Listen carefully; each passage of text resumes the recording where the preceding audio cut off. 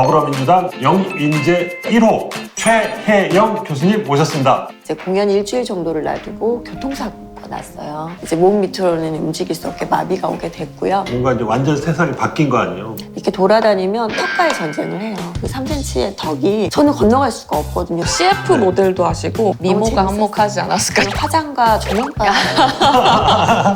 구독! 좋아요는 사랑입니다.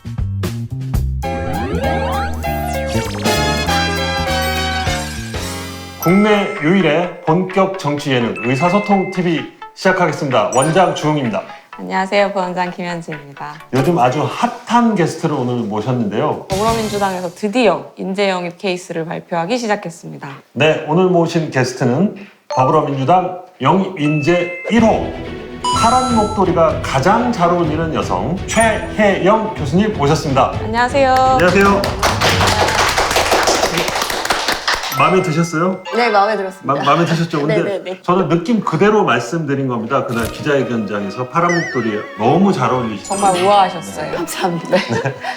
올해 41세 강동대 사회복지학과 교수님이시고요. 장애 인식 개선 교육센터장을 맡고 계십니다. 나사렛대에서 여성 척수장애인 최초로 재활학 박사를 취득하신 바 있습니다. 오, 준비 많이 해왔네. 전 국민이 깜짝 놀랐어요. 교수님 나오셨을 때 척수 장애를 가지셨고 또 그전에는 발레리나셨고 도대체 어떤 일이 벌어졌는지. 저는 사실 형편이 그렇게 좋지가 않아서 좀 늦게 시작을 했어요. 16살 때부터 시작을 하게 됐고요. 그래서 그렇게 발레를 하다가 2003년도에 이제 공연 일주일 정도를 놔두고 교통사고가 났어요. 차를 운전하셨나요? 제가 운전은 하는 건 아니고요. 친구 차, 넷이서 같이 탔어요. 네. 저는 조수석 뒷자리에 앉아서 갔는데 비가 엄청 많이 오는 네. 날이었어요. 친구가 그 브레이크를 밟았는데 그게 이제 빗길에 미끄러지면서 제가 있는 쪽에 전봇대하고 이렇게 부딪히게 됐어요. 아, 근데 다 멀쩡했어요. 저도 피 한 방울 안 나. 그 순간에는? 네, 순간에는. 네네. 그래서 뭐 다른 친구 뭐 아무렇지도 않게 저 이제 내리라고 잡아 당기는데 이제 팔 다리가 움직이지가 않았던 거죠. 근데 이제 목뼈가 부러지면서 목에 안에 있는 척수라는 신경이 손상이 됐대요. 그래서 이제 몸 밑으로는 움직일 수 없게 마비가 오게 됐고요. 그래서 나중에 응급실로 실려가서 이제 수술을 해야 된다고 얘기를 하더라고요. 그때까지는 정말로 전 뼈 부러진 거 수술하면 되지? 한 몇 달 재활하고 다시 돌아갈 거라고 생각을 했던 거죠. 그러니까 이제 회복이 좀 되리라 믿고 있었는데 당연하죠. 시간이 지나면 당연히 그냥 발레할 수 있을 거라고 생각을 했었어요. 근데 아니었던 거죠. 한 달, 두 달 계속 지나고 났는데도 대소변도 못 가릴 정도로 누군가의 도움 없이는 혼자서 아무것도 할 수 없게 됐었죠. 교수님 지금 상태는 상반신 손 움직임 자유로우신가요? 사지마비 장애다 보니까 이렇게 앉아있으면 사람들이 잘 몰라요. 네. 근데 이제 보시면은 손가락이 이제 목에부터 마비가 오다 보니까 이제 움직이지가 않는 거죠. 그러면 현대만하지만이. 경추 7번 네, 정도? 경수 7번. 7번. 네, 레벨. 잘하시네요. 이렇게 보여도 둘 다 비슷합니다. 네. 그러면 그 1년 동안 재활원에 계속 계셨던 건가요? 아니요, 병원을 계속 이제 재활 치료하면서 여러 병원을 떠돌아다녔죠. 한 1년 가까이 정도를. 그러면서 퇴원을 하게 됐는데 그때도 마찬가지로 아무것도 할 수 없었어요. 근데 저 때문에 가족들이 너무 힘들어 하더라고요. 왜냐하면 손발이 되어줘야 되니까 네. 혼자 아무것도 할 수 없고. 그래서 이렇게 살면 안 되겠다라는 생각으로 서울로 올라오게 됐어요.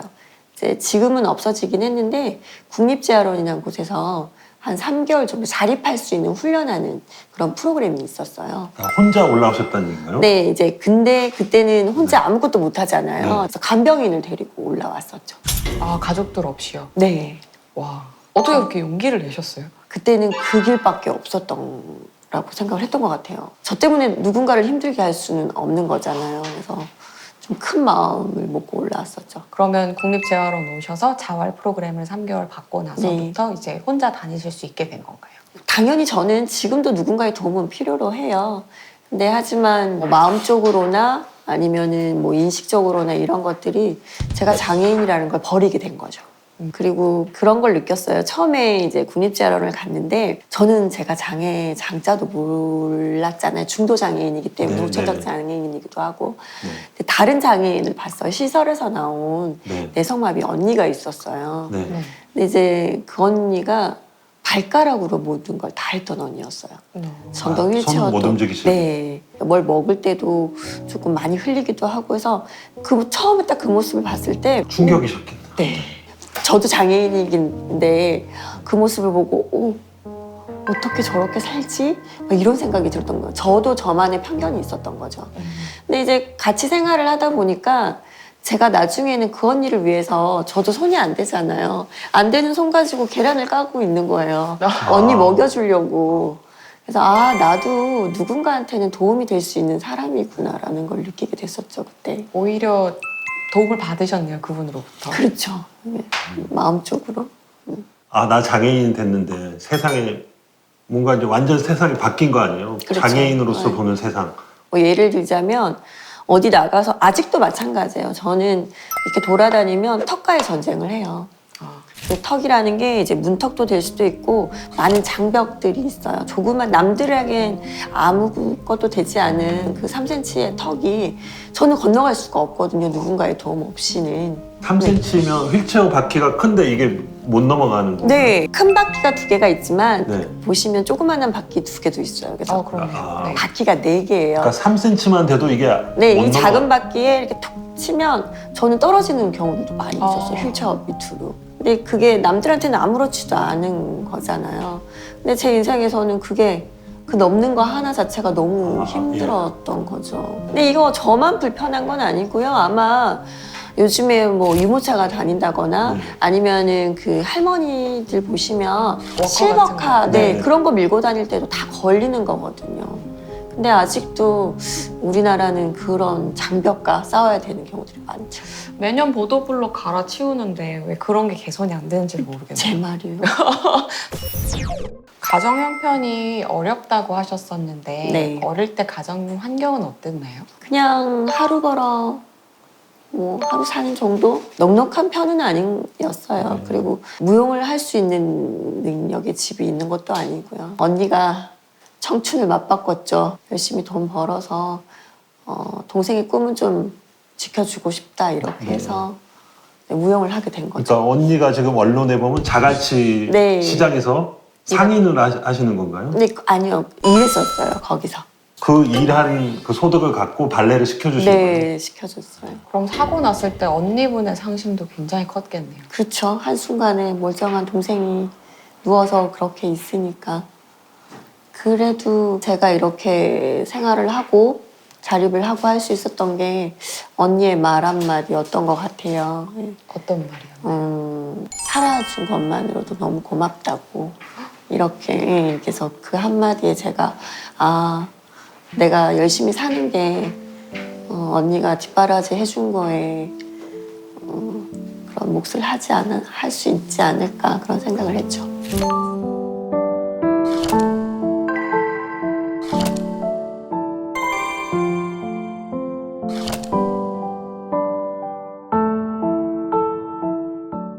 그 발레리나의 꿈을 갖고 계셨는데 불의의 사고로 꿈이 좌절이 돼서 네. 친구들이 이렇게 하는 걸 보면 속상하지 않을까. 처음에는 사실 다시 나도 춤추고 싶다, 무대 위에 올라가고 싶다라는 생각 많이 했었어요. 근데 이제 그런 생각을 계속 가지고 있으니까 다른 삶을 못 살겠더라고요. 그러니까 뭐 다른 걸 못 하잖아요. 그래서 사실 저는 직업 자체가 몸으로 하는 직업이었어요. 그렇죠?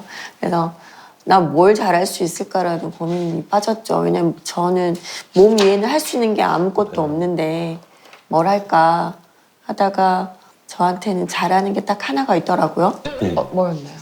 말할 수 있다라는 그렇죠, 거. 말을 할 수 네, 장애가 있다 보니까 뭐 작은 거 하나라도 장점이 된다면 그게 소중하더라고요. 서울에 막 올라오셔서 재활원을 네. 마치시고 그 다음에는 어떻게 하시는 당장 건가요? 수입이 없잖아요. 그렇죠. 그래서 제가 나는 이제 뭐 먹고 살아야 될까라는 고민에 빠졌었어요. 네. 그래서 아까 말씀드렸던 것처럼 난 말할 수 있는 건 하니까 어떤 말할 수 있는 직업 가지면 안 될까라는 생각을 했죠. 그래서 상담원 해볼까. 면접 이제 서류 심사. 네. 그래서 이력서를 넣었더니 뭐 이력서만 보시고는 많이들 뽑아주셨어요. 그런데 네. 면접에서 다 떨어지는 거죠. 장애인이라는 이유. 네, 그렇죠. 아까 제가 말씀드렸던 건 사회가 이제 저를 받아들일 준비가 되어 있지 않은 거죠. 저는 장애를 수용 다 하고 나가려고 했더니 이제 면접 보시는 순간 휠체어를 타고는 출퇴근을 못 한다는 거죠. 언어는 정말 잘하시는데. 그렇죠. 네. 그래서 왠지 어려울 것 근데 같다. 처음 딱 면접 보러 갔는데 되게 대기업이었어요. 그래서 갔는데 그 면접장을 내려가려고 하면 계단 10개를 내려가야 되는 거예요. 경사로는 물론 없고. 경산 당연히 물론 없죠. 네. 근데 저는 그래도 괜찮았어요. 뭐 누군가 도움이 있으면 내려가면 되니까. 그러고 이제 누군가 도움을 요청을 해서 내려가서 면접을 딱 보는 순간 그 면접관의 얼굴이 아직도 기억이 나요. 어떤 얼굴이었나요? 어떻게 봤지? 할 수 있을까? 그래서 그때 시선을 보고 이 사람들은 나를 뽑을 준비가 되어 있지 않네라는 딱 첫인상만 그 사람들 반응을 봤을 때. 네. 그리고 할 수 있어요라는 이야기부터 하셨어요. 저의 능력을 보지도 않고 직장생활 할 수 있겠어요? 뭐 보자마자. 이렇게 물어보고. 무례하네. 아니, 근데 저는 그 뜻이 그 당시 때는 뭐 물어보는 거 네, 할 수 있어요 이렇게 대답을 했거든요. 근데 나중에 돌아오는 거는 면접에서 떨어진 거죠. 그럼 결국 상담원으로 직업은 못 구하신 거예요? 처음에는 그랬어요. 근데 제가 또 그만두는 사람이 아니거든요. 아니죠. 네. 그래서 다시 또 다른 데를 하게 됐는데 그때 이제 면접 보시는 팀장님이 이제 부모님이 장애인 분이셨대요. 나중에 알게 됐어요. 그래서 이제 저를 뽑아주셔서 직장 생활을 하게 됐죠. 그럼 상담원으로는 몇 년 일하신 거예요? 근데 제가 신체적인 리듬이 비장애인이었을 때가 장애 좀 다르잖아요. 예, 그걸 모르고 이제 출퇴근 아침에 일어나서 저녁까지 이제 일을 하다 보니까 몸에 변화가 생긴 거예요. 그래서 이제 합병증이 발생도 하고 장 기능도 안 좋아져서 한 3개월 정도 일하고 응급실에 실려갔죠. 그러니까 하루 종일 앉아서 일하시는. 그렇죠. 예. 그러다 보니까 언니가 그러더라고요. 버는 돈보다 병원비가 더 많이 나가겠다. 그래서 좀 아쉽지만 그때 이제 포기를 하게 됐죠. 근데 저는 출퇴근 직장 생활하는 게 너무 행복했던 것 같아요. 그때 저만 휠체어 장애인이었는데 제가 그 3개월 동안은 제가 장애인이라는 생각을 한 번도 안 해봤어요. 동료들도 그렇게 생각을 하지 않았고 같이 얘기도 하고 회식도 하고 너무 재밌게 직장 생활을 했었거든요. 그래서 저는 사람이라면 뭐 장애 비장애인을 떠나서 함께 일하는 게 행복하지 않을까 싶어요. 아니, 회식도 하시고 그랬다니까. 네네. 주량이 어떻게 되시나요? 죄송합니다. 주량은 네. 우리 집이 대대로 잘 물려받은 주량이어서 그러시죠? 네, 제가 느낌이 잘 있어서. 마시는 편입니다. 지금은 아니지만. 그래서 이제 3개월 만에 그 일은 이제 그만두셨어야만 했다는 말씀이시죠? 네, 그렇죠. 이제 그러면서 제가 대학원을 진학을 했죠. 네. 그러면 전공은 어떤 계기로 택하게 되신 거예요? 제가 대학원을 이제 석사는 사회복지학을 네. 전공을 했어요. 근데 그걸 하게 된 계기가 뭐냐면 분명히 저도 장애인이고 우리나라에는 장애인 복지라는 게 있는데 왜 나한테는 아무런 복지 혜택이 없지라는 생각이 드는 거예요. 그리고 제가 이제 많은 장애인분들이랑 친하게 지내면서 어려움에 처하신 분들이 꽤 많이 계시더라고요. 그래서 이런 분들을 어떻게 하면 좀 도울 수 있는 방법이 뭐가 있을까? 그래서 저도 아무것도 모르는 상태고 그래서 그러면 나부터 배워보자 라고 하면서 대학원에 진학을 했죠. 대학원 공부 사실 쉽지 않았어요. 정말요. 제 전공은 원래 사회복지학이 아니었잖아요. 네. 무용 전공이다 네. 보니까 용어도 다른데다가 도대체 무슨 말을 하는지 모르겠는 거예요. 그 좌절감은 정말 어떻게 해야 될까. 그래서 그때가 또 두 번째 힘들었던 것 같은데 그래도 공부하면 배우면은 조금씩 알아가게 됐죠. 그래서 무사히 졸업하시고. 네, 정말 노력이 네. 까물고 공부해서 졸업했습니다. 그래서 그때는 제가 생각했던 게 절대 공부 안 한다. 두 번 다시 대학원 공부는 하지 않을 거다라는 마음을 가지고 졸업했는데 웬일 어쩌다가 그죠? 그러면 석사 졸업하자마자 박사를 바로 들어가신 건가요? 네, 아마 한 반 학기 정도 놔두고 다시 시작을 하게 됐어요. 근데 박사는 왜 사회복지를 안 하고 재활학을 선택하셨어요? 재활학 부분 자체가 이제 장애와 관련되어 있는 거고 특히나 저는 이제 중도 장애인이다 보니까 재활이 필요로 해요. 근데 재활 이러면 이제 의사 선생님들이시니까 잘 알겠지만 의료적 관점으로 보면 치료에 중점이 되어 있을 거예요. 네, 맞아요. 근데 재활학 자체는 그렇지가 않아요. 저는 뭐 치료를 다 한다고 해서 다시 원래 상태로 돌아갈 수 있는 건 아니거든요. 다시 걸을 수 있는 것도 아니고 그거 외에 심리적인 재활이라든지 이 사람이 사회에 나가서 어떻게 생각 사회적 재활이라 아니면 또 원래 직업을 가질 수 있도록 하는 직업적 재활 다양한 것들이 있어요. 그래서 어떻게 하면 장애인들이 사회 구성원으로 다시 돌아가서 잘 살 수 있을까라는 걸 고민하다가 재활학을 선택을 하게 됐죠. 근데 이제 제가 드는 생각이 이렇게 교수님은 그런 과정을 해서 이렇게 결과도 좋으신데 이제 그런 박사 과정은 못 가는 그냥 장애인인데 박사 과정도 못 가고 재활학이 있는지도 모르고 이런 분들은 좀 제가 스웨덴, 뉴질랜드를 그 프로그램 때문에 갔다 왔는데요.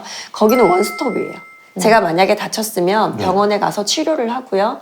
그리고 그 긴 생활을 치료에 중점을 두지 않고 바로 센터에 가서 직업재활, 심리재활 아니면 일상재활을 시작을 하게 돼요. 치료랑 동시에 네, 하는 그래서 그런 말씀이죠? 그렇게 사회에 나오는데 시간이 오래 걸리지가 않아요. 네. 뭐 저처럼 이제 사지마비 장애인 같은 경우는 6개월에 7개월 정도 아니면 하반신만 마비 있으신 분들 한 3개월이면 사회에 나올 수가 있거든요. 근데 우리나라는 그런 시스템이 되어 있지 않아서 본인이 스스로 모든 걸 다 감당해야 돼요. 치료 끝나면 병원 알아봐야 되고 직업도 혼자 다 겪어야 되고 가족들이 힘든 것들은 다 우리가 다 감수해야 된다라는 거죠. 교수님은 복귀까지 얼마나 걸리셨어요? 저는 5년 정도 걸렸던 5년이요? 것 같아요. 이게 말이 안 되는 거예요. 시스템 자체가 구축되어 있지 않아서 제 삶의 5년을 버린 거죠. 그렇죠. 아까 말씀드렸던 네. 것처럼 치료에 중점이 있다 보니까 저희는 사회에 나오는 시간이 점점점 길어지는 거죠. 그 길다 보면은 사회 나가기 두려워지고요. 그 다음에 직업이 중간에 끊겨버리고요. 그러다 보면은 두려움에 감싸서 이제 아예 운둔형이 돼버리는 그렇게 되죠. 너무 우울한 이야기로 흐르는 것 같은데 사실 오늘 만나뵈면 꼭 여쭤보고 싶었던 게 남편분이랑 어떻게 연애하셨는지. 우리 남편이 꼭 얘기를 했어요. 본인 얘기하지 말라. 왜요? 시청자들은 이런 거에 관심이 자기는 있는데. 민간인이다. 삶이 너무 힘들어진다. 말하지 말라고 했는데요. 우리는 똑같이 척수장애인이고요. 둘 다 다치고 나서 재활병원에서 만나게 됐어요. 그래서 동갑내기 친구이기도 하고요. 서로 제가 이제 먼저 다치다 보니까 우리만의 문화가 뭐가 있냐면 연식이 존재하는 문화예요. 되게 수직적인 관계가. 근데 이제 많이들 제가 이제 우리 남편은 연식이 어려요라는 얘기를 해요. 근데 이제 비장애인들 입장에서 보면은 오 능력 있다라고 말씀들 하세요. 네. 연하는 근데 우리는 그런 문화는 아니고요. 연식이 이제 다친 연도, 다친 연도. 장애가 있는 연도를 말을 해요. 그래서 우리 남편 저보다 한 2년 뒤에 다치게 됐고 잠깐 제가 재활하러 재활병원에 들어갔을 때 만나게 됐죠. 그래서 친구 사이가 당연히 남편이 먼저 프로포즈 하셨겠죠? 다들 그렇게 알고는 있는데 성격이 아마 우리 그럼 먼저 교수님이 먼저 대시하셨어요? 둘 다 기억은 없습니다. 프로필을 보니까 교수님, 센터에서 이사장님이시기도 한데 뮤지컬 배우도 하고 계세요. 네. 원래 저는 무대 위에서 춤을 췄던 사람이잖아요. 네. 그래서 그 단장님이 네. 권유를 하시더라고요. 해보자. 뮤지컬 배우로 활동하면 어떨까? 실제 얘기를 뮤지컬로 한번 만들어보면 어떨까라는 제안이 왔어요. 본인의 얘기를 네, 제 실제 네. 뮤지컬 할 때 제 얘기였어요. 예. 근데 이제 저는 바로 네. 안 한다고 했죠. 왜요? 왜냐면 저도 편견이 있었던 거죠. 왜냐면 무대 위에 올라가려면 투슈즈 신어야 되죠. 발레복 입어야 되잖아요. 근데 저는 휠체어를 탔는데 어떻게 무대 위에 올라가요? 그런 생각이 있었던 것 같아요. 그냥 거절을 했는데 이분이 이제 포기하지 않고 저를 계속 해보자 하시더라고요. 그래서 저는 또 기가 얇은 편이라 해볼까? 이렇게 하면서 한 1년 정도 연습하고 무대 위에 올라가기도 하고 이제 LA 미국에 초청 공연도 갔다 오고 이렇게 됐죠. 그 LA 순회 공연을 마치고 돌아온 근데 그 첫 무대 위에 올라갔을 때 그런 생각이 들더라고요. 장애가 있다고 해서 꼭 옛날에 했던 걸 버려야 되는 건 아니구나. 나 춤추는 모습과 방법만 좀 달리하면 무대 위에서 조명받고 하는 건 똑같구나라는 생각을 했었죠. 그 외에도 CF 네. 모델도 하시고 장애인 전용 의류 모델도 하시고 네, 몸이 진짜 7개여도 부족하시겠는데요. 제가 이렇게 활동하는 이유는요. 전 재활할 때 저 혼자 터득하고 누군가의 도움을 받지를 못했어요. 그래서 그때 느꼈던 게 뭐냐면 제가 이렇게 활동하면 누군가한테는 롤모델이 되지 않을까. 저를 보고 아 저것도 할 수 있구나. 나도 저렇게 해보면 되겠다라는 생각을 가질 수 있지 않을까라는 생각에 더 열심히 활동을 했던 것 같아요. 그래서 모델이라든지 이런 것들은 제가 열심히 활동하니까 캐스팅도 되고 하지 않았나 싶어요. 미모가 재밌었어요. 한몫하지 않았을까 싶은데요. 그거는 화장과 조명과 그럼 정치도 혹시 그래서 하시게 된 건가요? 제가 정치를 할 줄은 몰랐어요. 제가 인식개선교육센터 운영하면서 많은 기자분들하고 만나기도 했어요. 인터뷰를 할 때. 근데 그분들이 항상 얘기하셨어요. 제 얘기를 듣고 그런 걸 좀 펼치려면 정치하셔야 된다. 근데 그때 제가 답변했던 건 저는 안 간다. 왜요? 정치에 관심 없다. 왜냐면 그냥 솔직히 말씀드리면 지금 보는 정치 세계는 싸우고 던지고 이런 것들을 더 제가 저기 가서 뭐 할까, 욕을 좀 더 하지 않을까 막 이런 생각을 갖고 있었거든요. 그래서 안 한다고 했는데 또 한편으로 그런 생각이 들더라고요. 저 같은 평범한 사람이 가서 일을 하면 또 다른 분들도 뭐 사회 약자들도 나도 정치할 수 있지 않을까, 그런 꿈을 가지지 않을까라는 생각 때문에 이렇게 하게 된 결심을 갖게 됐죠. 어떤 정책 하고 싶으세요? 아까 말씀드린 것처럼 그 조그만한 낮은 턱 하나가 저한테는 평생 넘지 못하는 벽이 되잖아요. 그런 것도 없애주는 것도 중요하지만 사람의 마음벽 그리고 시선들의 장벽들, 사회적 장벽을 없애는 게 제일 먼저라고 봐요. 그리고 현실성에 맞추는 그런 정책을 하고 싶은데요. 예를 들자면 아까 제가 깜짝 놀랐는데 원장님 산부인과 네. 원장님이잖아요. 네. 저도 결혼을 했고 예. 엄마가 되고 싶은 사람 중에 한 명이에요. 그런데 많은 여성 장애인분들이 엄마를 포기하는 경우들이 많이 있어요. 그게 이제 사회적인 인식 부분도 있지만 시설이 되어 있지 않아서 포기하는 분들도 있거든요. 뭐 예를 들자면 병원에 갔는데 저를 진료해줄 치료대가 없어요. 그 산부인과의 흔히 아시죠? 구욕의자라고 얘기하는 네. 그 리소소미 포지션 하는 그 의자. 그게 이제 밑으로 쭉 내려와서 일단 이렇게 누우신 다음에 다시 변신을 하는 그 침대가 필요한. 네, 근데 그거는 저희가 트랜스퍼를 할 수가 없어요. 옮겨 앉을 수가 없는 거예요. 누군가의 도움 없이는. 그렇죠. 그러면 베드 하나 정도 높낮이가 가능한 베드 하나만 있으면 되는데 그게 준비되어 있는 병원이 없다라는 거죠. 그래서 엄마가 되기 위한 치료를 받고 진료를 받는 과정 중에 포기하고 싶은 마음이 들게끔 만드는 거예요. 처음부터. 네. 그리고 저뿐만 아니라 예를 들어 뭐 농아인 같은 경우에 본인의 신체 변화, 임신을 하는 농아인 분 계시잖아요. 그런 신체 변화를 의사분들한테 얘기를 해야 되는데 어떻게 얘기를 할까요? 근데 우리나라 병원에 수어 통역사가 있을까요? 없죠. 없잖아요. 그러니까 이런 것들이 분명히 그 엄마가 되고 싶은 마음을 버리게 하는 우리나라는 그런 거죠. 그래서 그렇게 여성장애인분들이 임신, 출산, 육아부터 지원받을 수 있는 정책을 먼저 좀 발표하고 싶어요. 박수 한번 쳐드릴게요. 교수님 여기 요즘 같은 저출산 시대에 그러니까요. 참된 애국자. 나라를 위해서 일을 하겠다고 네. 하는데 또 막는 나라는. 네. 정책 말고 그러니까 정치라면 어떤 정치를 하고 싶으신지. 저는 정치가 사람과 사람을 소통하는 그런 역할을 한다고 보는데요. 저도 몰랐는데 제가 말하는 도중에 그래도라는 얘기를 많이 한대요. 네. 우리 친구들이 그렇게 말을 해주더라고요. 그래서 왜 그러나 생각해봤더니 아마 긍정적인 사고 때문에 그래도라는 얘기가 나올 것 같아요. 장애가 있어도 그래도 저는 열심히 생활을 하고 있고 그래도 열심히 잘 살고 있으니까. 근데 저뿐만 아니라 많은 장애인분들이 아니면 사회 모든 국민들이 힘든 일이 있어도 그래도 열심히 사시고 그래도 잘 살고 있거든요. 그런 분들한테 이 험난한 세상을 나올 수 있게끔 하는 디딤돌이 되고 싶고요. 저는 항상 눈높이가 다른 분들보다 낮아요. 근데 정치는 그런 위치에 있다고 생각을 하거든요. 그러니까 정치라는 게 꼭 잘났고 학벌 좋고 돈 많고 백 좋은 사람만 할 수 있다라고 저는 생각을 하진 않거든요. 전혀 아니죠. 네, 이런 저처럼 평범한 사람이 하는 게 정치라고 봐요. 그래서 그런 낮은 눈높이에서 그들의 사회 구성원으로 함께 포함되어서 이 사회에 살아갈 수 있도록 하는 그런 정치를 하고 싶습니다. 와, 따뜻하네요. 멋지십니다.